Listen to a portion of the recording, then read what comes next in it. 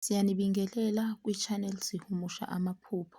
Sicela ukuqala sibonge kubalandeli be-channel. Inkosi inibusise. Uma uqala ukubona le channel uyacelwa ukuba usubscribe, ulike, ucommente, uphinde futhi ushare.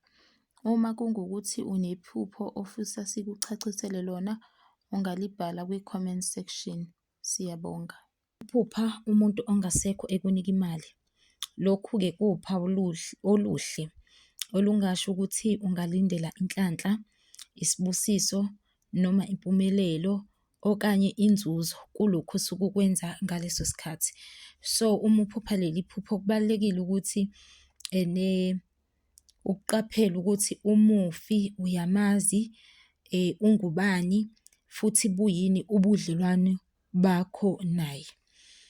Singaphinde futhi sithi ukubona leli phupho ekulaleni kwakho kungasho ukuthi sikhona isibusiso esezayo kuwe, kungabe umsebenzi noma imali.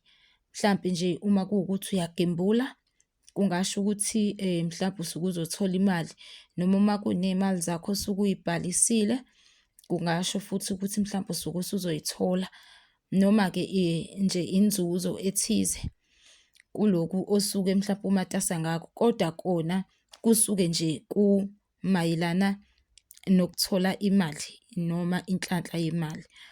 Okunye-ke futhi kungasho ukuthi wena njengoba uphupha unikezelwa imali, unawo amandla okuthi wenzele lo osuke ekunikezela imali isithebe.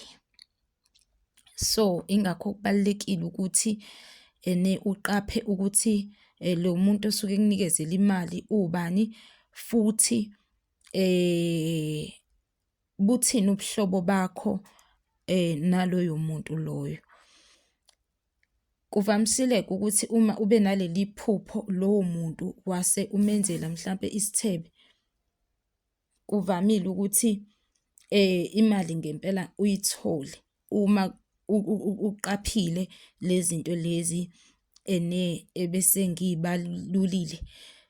Uma-ke futhi kuwukuthi ungumuntu okholelwayo ezintweni zomsamo noma nje ekwenzeni izinto lezi zesiZulu, kona inhlanhla iyaye ihlale ngempela-ke.